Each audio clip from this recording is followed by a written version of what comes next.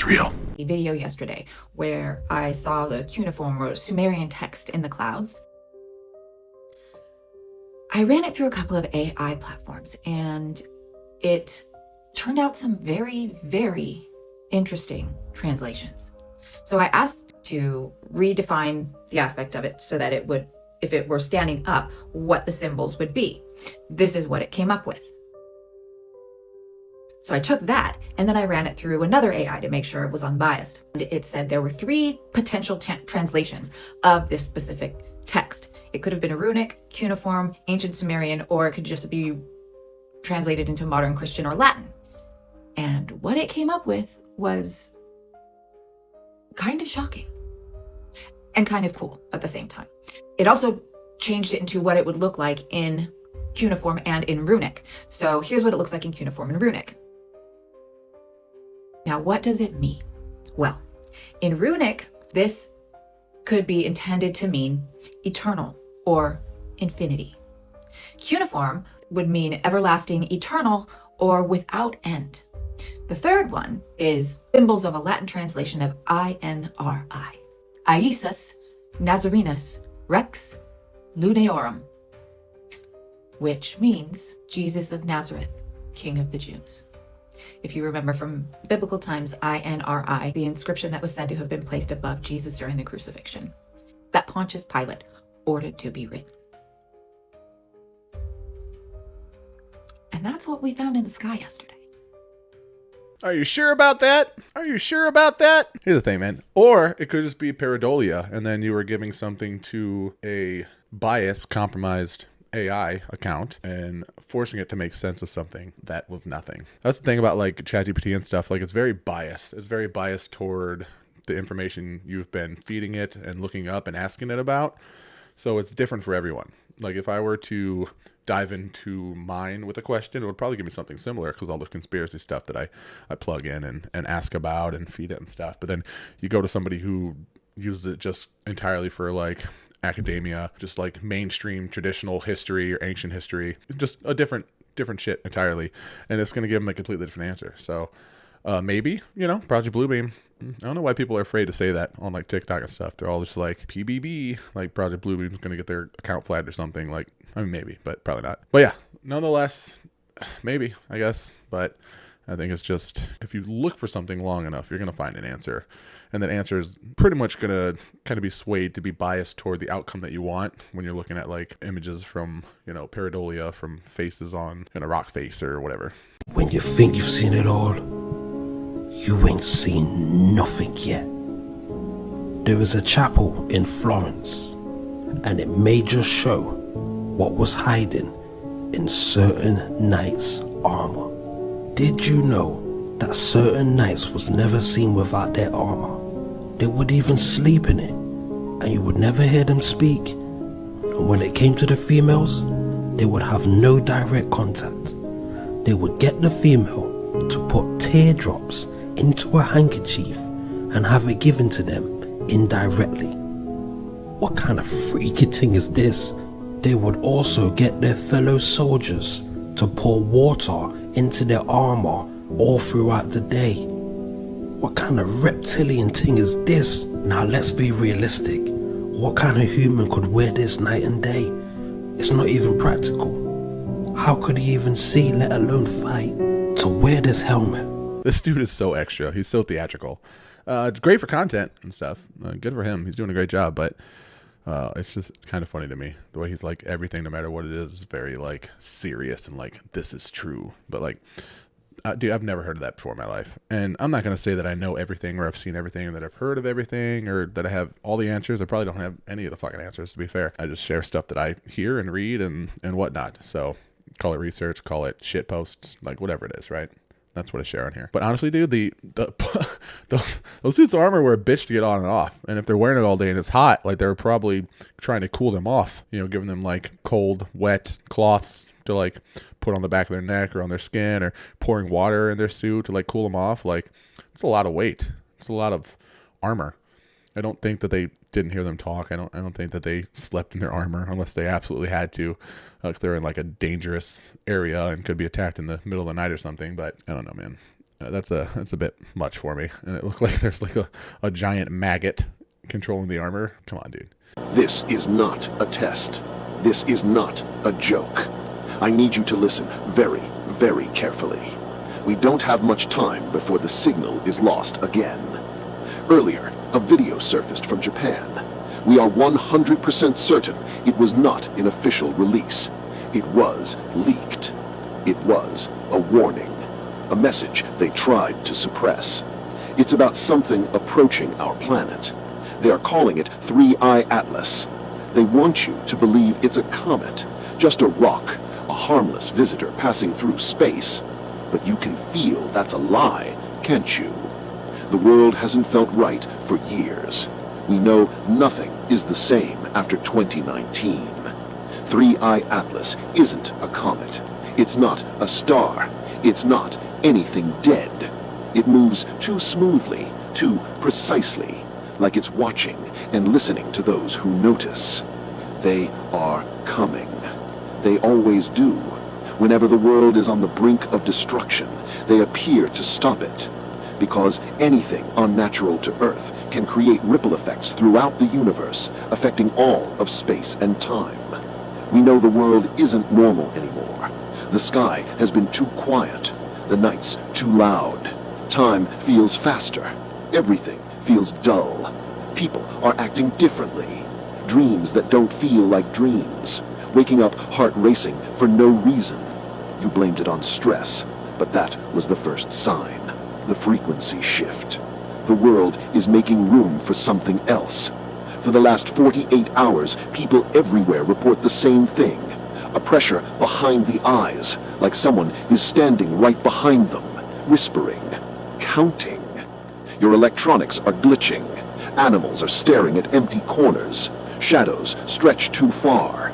You were not imagining it. 3I Atlas has been coming for a long time, and now it's finally close enough to feel.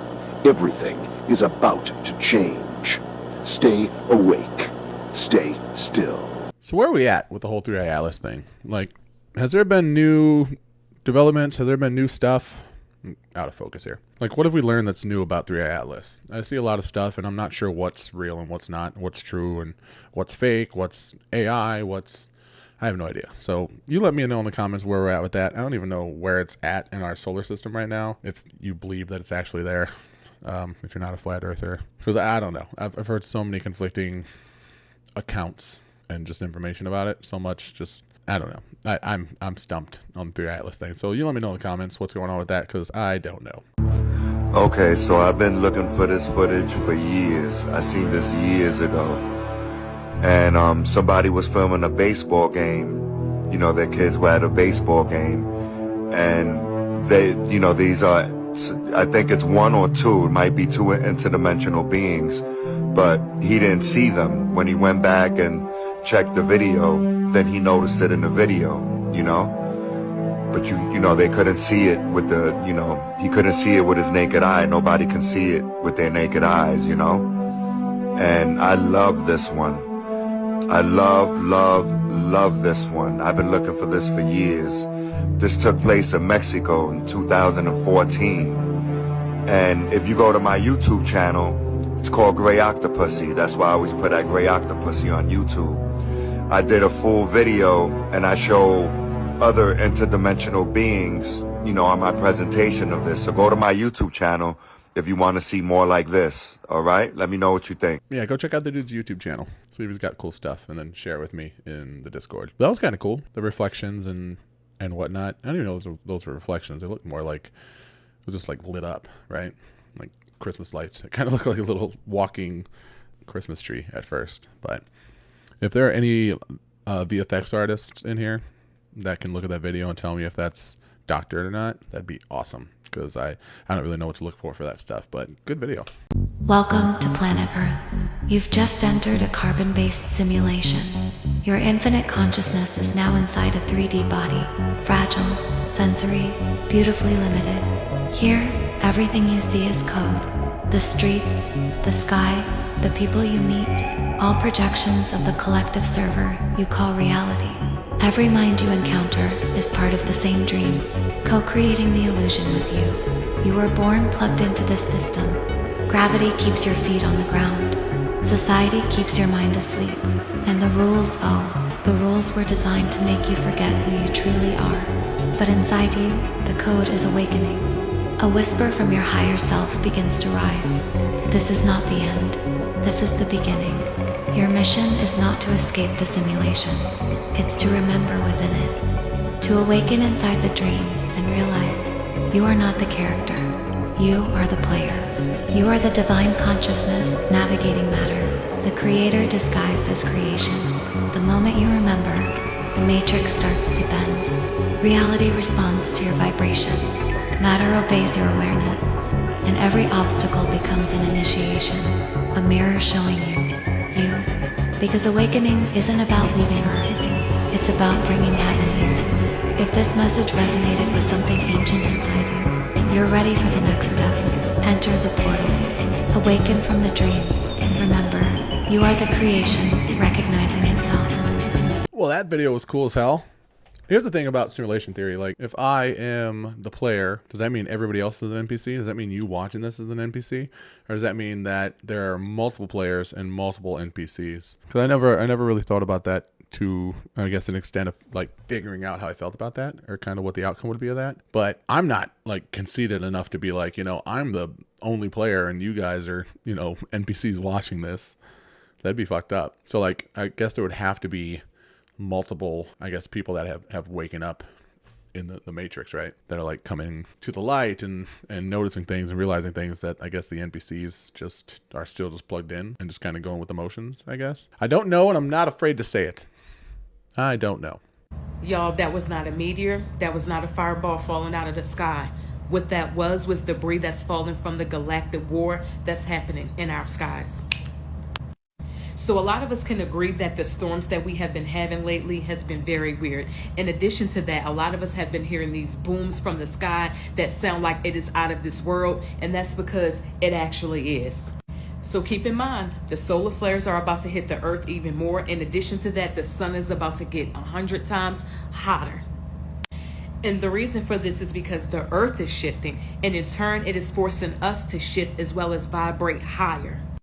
We are in the process of moving from the 3D to the 5D. And as this happens, we are about to see entities, beings, and things that we have never seen before. Y'all, we are about to see animals that we thought was extinct, or better yet, animals that we did not even know existed.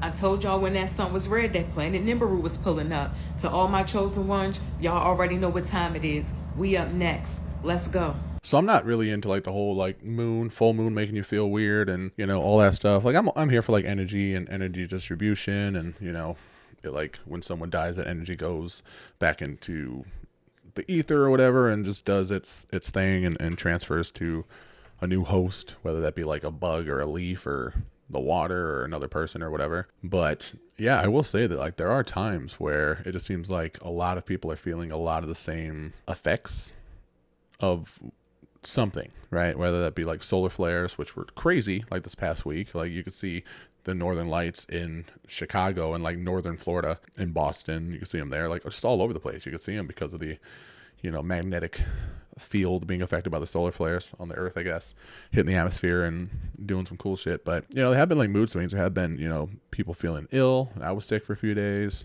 Some friends of mine, my girlfriend, like multiple people just like kind of feeling off. And I get that, it ebbs and flows, and, we wake up on the wrong side of the bed sometimes, or just not feeling well because, the weather change here. It was really cold for a few days, so I got a cold from that, and it's very sniffly, and kind of felt under the weather for a few days. That's why it's been a few days since I've uploaded, but I'm feeling good now. But outside of that, it is kind of strange how like we're all kind of connected in a way to where when something is off, when something is different, we all kind of feel that, right? On one level or another. Emotionally, physically, mentally, whatever. But yeah, I mean, I'm interested to see what happens with this 3i Atlas thing, if anything else even happens, solar flares, whatever. I mean, it's all kind of scary and exciting at the same time because really all we can do is just wait and see what happens. That's what we're gonna do. That's what I'm gonna do, at least. Yes, I believe in God, But you just but I said- believe that God is within the individual. I do not believe that God is apart from man. I do not believe that God is a big man in the sky. I believe that God is the big man within me and you and you. God is the big man within everyone, not a big man in the sky. I am God appearing as me. And this is true of everyone. I teach this to everyone. You are God appearing as you. In the one God, every man is God of his own experience. I'm not anybody else's God, and nobody else is your God. But in the one God, which is really consciousness or self-awareness, every man is God of his own experience. But you see, this is another thing. People do not like to accept self-responsibility.